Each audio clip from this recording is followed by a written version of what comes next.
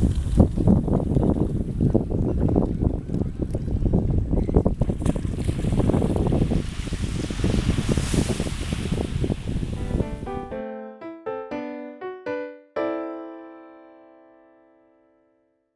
guys, this is Heather from healthyeatingstartshere.com.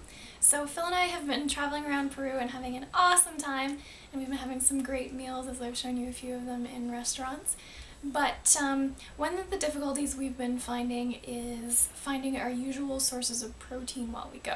Now, there is protein in every single plant food, even if it's just a little bit. Even in fruits, they have a little bit of protein, and grains like quinoa and kiwicha, which is just amaranth, they have a big percentage of protein, and so those are easy enough to find. But the thing is, you need to get the complementary proteins, not necessarily in each meal, of course. Within 48 hours is totally fine, but you do need to get some protein from beans. And when we've had access to restaurants where they cook beans for us for lunch, that's fantastic. But when we're on our own, we've been able to find dried beans, which are great, but they're kind of a pain. They take a really long time to cook, especially when you're working with just the little gas cookers that we have. So we've been trying to find other options as we've been traveling along kind of a beachy, hot area, so we also don't want to stand by the stove for so long to cook our beans. So here's what we've been doing. Peanuts, usually pretty easy to find. Peanuts are a legume, even though they're in the nut category. And peanut butter, always good, but not that easy to find in other countries a lot of the time. People aren't as crazy about peanut butter as they are in North America.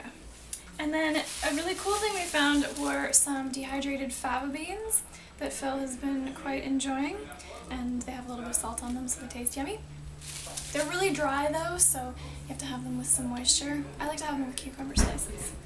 And then this was really exciting. I found some toasted pea flour, which you can then cook into a soup or a sauce. I also found some fava bean flour.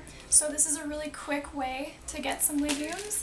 And today I actually made a very kind of unappetizing looking dip out of the fava bean flour, and I filmed it for you. So I'll add that on here.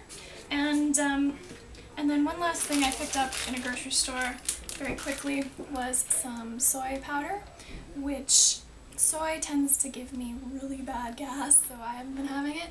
But Phil really wanted to get more percentage of protein and make sure he was getting legumes. He's been reading a lot of Jenny Messina's blog, The Vegan RD, and she's very adamant that you need your beans. So protein is important.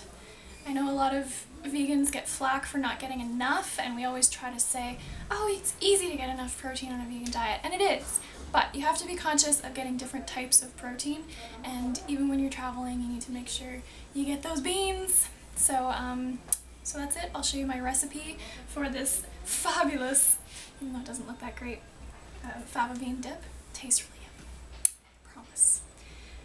So that's it. And we're gonna go have a picnic lunch on the beach, because that's what you do at the beach, right? Okay, see you guys.